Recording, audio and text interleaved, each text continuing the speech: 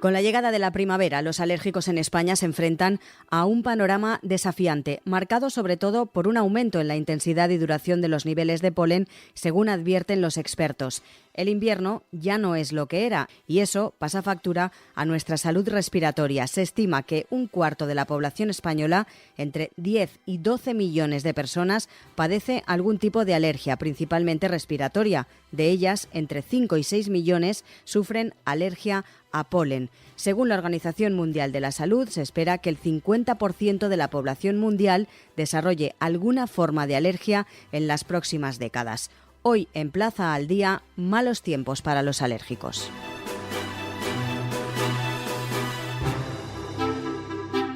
Saludamos al doctor Juan José Zapata, es el presidente del Comité de Aerobiología Clínica de la Sociedad Española de Alergia. Doctor, muy buenas.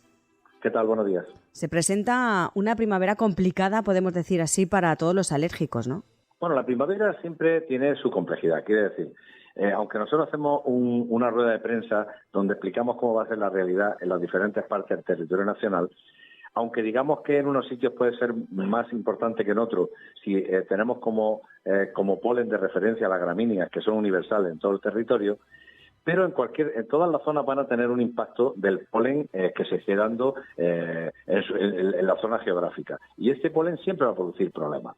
De hecho, esté muy alto o muy bajo, cada persona individualmente presentará una sintomatología diferente. Así que lo que tendremos que hacer será siempre arbitrar todas las medidas de control ambiental y los tratamientos sintomáticos que tengamos que hacer, además de estar pendientes de las redes de aerobiología. Tenemos una página que se llama polenes.com en la sociedad, donde se puede consultar el nivel de polen a tiempo real en cada una de las zonas. Por ejemplo, en Valencia tenemos bastante representación de estos captadores y se puede ver perfectamente cómo está el polen a tiempo real y tomar las medidas necesarias en el caso de que empiecen a subir. También hemos leído que ha sido un enero muy cálido, eso no hace falta leerlo porque hemos dado fe, en toda España prácticamente. Encima se junta con un febrero especialmente húmedo. Podemos decir que es un caldo de cultivo perfecto para la proliferación de ese polen. Perfectamente. Además, no solamente eso, sino que estamos asistiendo en los últimos años a un aumento gradual de la temperatura y esto está haciendo que se alargue la primavera, presentando picos polénicos mucho antes, habiendo picos polénicos mucho más intensos y terminando la primavera más tarde. Por tanto, si tenemos una temperatura alta y ahora una pluviosidad que parece que pudiera ser la conveniente para una buena polinización, pues esto agravará los problemas alérgicos. ¿Por qué? Porque habrá muchas más plantas que polinicen y habrá mucho más polen en el ambiente. Por tanto, nos enfrentamos a una primavera que se parece algo más a las primaveras normales, pero con ese incremento de temperatura que de alguna manera hace que el periodo sea mucho más largo. Hablaban ustedes de diferencias en cuanto al lugar donde se reside, es decir, los alérgicos, por ejemplo, a las gramíneas, que estaba hablando usted hace unos instantes, pues lo pasarán peor dependiendo del lugar donde vivan en España, ¿no? Bueno, en cierta manera también pasa hay un fenómeno que voy a pasar a explicarle. Si nosotros vamos a Extremadura y tenemos niveles de gramíneas de 12.000 granos metro cúbico versus a lo mejor de 3.000 granos metro cúbico que pueda haber en Valencia, esto hace pensar que los extremeños se van a poner mucho peor. Bueno, muchas veces el extremeño aguanta niveles más altos de polen, porque ellos tienen normalmente muchas gramíneas. Pero lógicamente, al haber muchas gramíneas, pues va a haber, probablemente hay una sintomatología que sea importante. Lo cual no quiere decir que en otros sitios donde haya menos cantidad de polen no vayan a tener también problemas. Esto siempre hay que dejarlo muy claro, porque lo que hablamos son de niveles de polen, no hablamos de intensidad de síntomas. Quiere decir que un valenciano puede tener síntomas con 300 gramíneas o con 500 gramíneas en el ambiente y una persona de Extremadura puede empezar a tener síntomas a partir de, por ejemplo, de 400. Uh-huh. Quiere decir, si un paciente de Valencia viaja, por ejemplo, a Extremadura, sí puede tener un problema muy importante. Por eso, mirando la página de polenes.com, si yo voy a viajar, por ejemplo, a Córdoba o a Sevilla o a Extremadura, si yo veo que el nivel de gramínea va a ser muy alto, pues yo puedo extremar las condiciones de control ambiental y puedo también empezar a tomar la medicación oportuna, con objeto de tener el menos impacto posible en la zona donde voy a viajar. Con estos factores de los que estamos hablando, doctor, ¿se puede afirmar que este año será peor que 2023 para quienes sufren alergias o no? Sí, se puede decir que va a ser peor. ¿Por qué? La predicción que nosotros hicimos el año pasado era de que iba a haber unos niveles muy moderados y de que se iba a producir una polinización intensa, pero de muy poquito tiempo. Sin embargo, este año puede producirse de forma intensa y durante mucho más tiempo. Por tanto, el agravamiento de las enfermedades alérgicas va a ser mucho más notable que el año pasado. Han aumentado también el número de personas alérgicas. ¿A qué es debido? No sé si también es que somos más susceptibles a ello, nos hacemos más pruebas y antes no se realizaban tantas. No sé, ¿a qué se debe ese aumento, doctor? Ese factor que usted apunta es importante, pero hay una cosa que es mucho más importante. Y es el hecho de que el entorno donde vivimos está haciendo que tengamos una predisposición a presentar más enfermedades alérgicas. Estamos en un ambiente donde tenemos muchos contaminantes, tanto dentro de casa como fuera, donde las condiciones de nuestras ciudades también están aumentando todo este tipo de problemas por la contaminación, por ejemplo, las partículas en suspensión, los gases volátiles, y eso hace que el sistema inmunológico y la genética que uno tiene vaya rotando un poco más hacia la sintomatología alérgica, disminuyendo las enfermedades de tipo infecciosa. Quiere decir, en nuestra sociedad cada vez tenemos más antibióticos, menos enfermedades infecciosas, menos problemas de ese tipo. Nuestros niños tienen cada vez menos enfermedades severas a nivel respiratorio y todo esto hace que el sistema rule hacia la patología alérgica. Por tanto, nuestra forma de vivir está haciendo que tengamos muchas más enfermedades alérgicas. De hecho, la Organización Mundial de la Salud apunta de que para las próximas décadas el 50% de la población va a tener alguna patología alérgica, lo que hace ver que la incidencia que van a tener este tipo de patologías van a ser un verdadero problema de salud pública. No nos deja muy tranquilos, doctor. Es que esto es así, es que las enfermedades alérgicas, por eso hay que enfatizar mucho de que tenemos que hacer todo lo posible por estar en la primera línea de diagnóstico y tratamiento de estas enfermedades, porque estas enfermedades van a aumentar hasta tal punto que va a ser un verdadero problema sanitario. Entonces, cuanto antes movilicemos todos los recursos, mucho mejor. Porque son enfermedades que con un tratamiento y una estrategia adecuada podemos minimizarla mucho y controlarla bastante. ¿Y qué debemos hacer entonces las personas en nuestro día a día? ¿Qué síntomas podemos estar alerta o qué pasos tenemos que seguir para, como dice usted, prevenir y adelantarnos a lo que nos pueda suceder? Pues mire, una de las cosas fundamentales es tener un diagnóstico adecuado.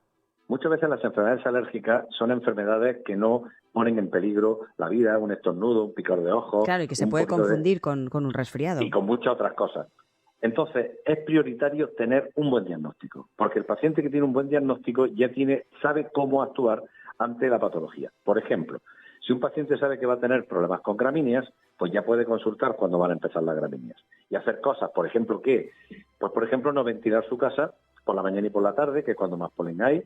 Por ejemplo, puede ventilar a horas medias del día, limpiar sus filtros de aire acondicionado, no meter la ropa que se tiende en el exterior luego al dormitorio, meter una sábana, que son verdaderos captadores de polen, meterlo luego en el dormitorio por la noche, no pareciera lo más conveniente.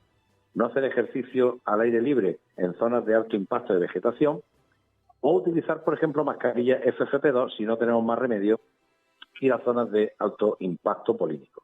E incluso podemos ducharnos o quitarnos la ropa si venimos de zonas donde hay mucho polen, con objeto que cuando estemos en el domicilio tengamos el menor impacto posible de ese polen.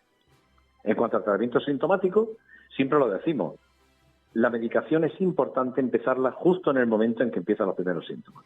Si nosotros dilatamos el tomar una estrategia en ese sentido, muchas veces va a hacer que los tratamientos habituales ya no sean capaces de estabilizar la enfermedad.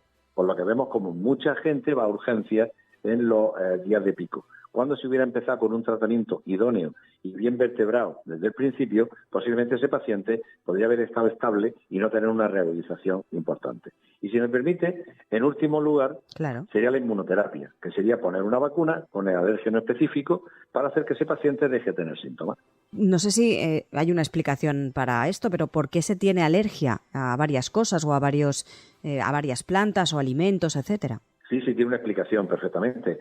El sistema inmunológico tiene una proteína que se llama inmunoglobulina E, y esta inmunoglobulina E, que en un principio se utiliza para otras muchas cosas, como por ejemplo para atacar a parásitos, en este momento lo que está haciendo es fijarse en proteínas a las que se une y produce una sensibilización alérgica. Para esto hay que tener un condicionamiento genético, en la mayoría de los casos, y esa persona cuando se pone en contacto con esas proteínas, por ejemplo, un epitelio de un gato o una artemisa como polen o un ácaro del polvo, puede presentar una sensibilidad.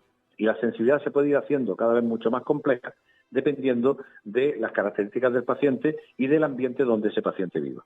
Por tanto, no es raro que un paciente que es alérgico o que tiene una predisposición alérgica a los 3 años, si no hace nada, a los 20 años pueda tener una polialergia con una polipatología y a veces con un control mucho más complejo a la hora de abordarla. Porque, doctor, ¿a qué edad suelen aparecer las alergias? ¿De adultos también podemos tener casos y no lo sabíamos o que pueden aparecer más tarde? Si hablamos de cuándo puede presentar una alergia, la puede presentar desde el primer momento de la vida. Es decir, no es raro ver en los niños de meses que se le incorpora la leche o el huevo o alguna proteína alimentaria y te hace una reacción. Eso ya sería un inicio de una marcha atópica que luego puede continuar con síntomas nasales, con síntomas bronquiales, o sea que con dermatitis atópica. Es decir, que se puede tener síntomas desde los primeros estadios de la vida, pero también nos estamos encontrando cada vez más pacientes por encima de los 65 años que era inusual verlo en otro momento y que están empezando a tener patología. Yo concretamente tengo un paciente de 85 años que presentó alergia por ácaros y que el tratamiento ha sido súper eficaz. Por tanto, toda la población puede ser susceptible de presentar una patología alérgica. Por último, doctor, ¿qué consejos daría a las personas en general, a la ciudadanía, de cara a esta primavera que ya nos ha dicho que se espera bastante intensa en cuanto a polen y sobre todo a las personas que ya padecen las alergias? Pues fundamentalmente lo que le decía al principio, un diagnóstico temprano y acertado es la primera herramienta para luchar contra esta enfermedad. Hacer los controles de control ambiental y tener un protocolo de tratamiento bien armonizado. Quiere decir, no vale tomar cualquier cosa a la ligera, comprar en la farmacia y hacer un tratamiento mercenario. Quiere decir, necesitamos estrategias bien diseñadas en nuestro sistema de salud para atajar estas enfermedades con la importancia que tiene. Pues doctor Zapata, muchísimas gracias por acompañarnos y sobre todo por darnos esos consejos, porque más de uno que estará escuchando padecerá alergia y más estos días, ya que ya estamos en primavera y han empezado a aparecer los primeros síntomas. Muchas gracias a ustedes y espero que todo esto que hemos hablado haya podido ser útil para toda la población de alérgicos que nos está escuchando.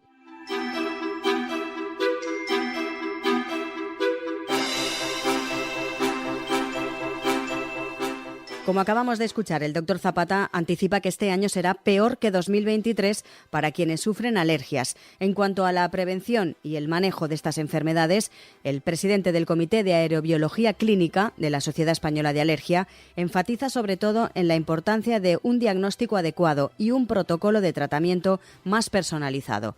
Recuerden que pueden escuchar Plaza al Día en plazapodcast.es. Además, nos pueden seguir a través de nuestras redes sociales, en Instagram, X, Facebook, TikTok, YouTube y LinkedIn. También pueden encontrar Plaza al Día en todas las cabeceras de Ediciones Plaza y en las principales plataformas de podcast a las que pueden suscribirse y enviarnos sus comentarios. Allí encontrará todos nuestros contenidos a los que fácilmente se puede suscribir.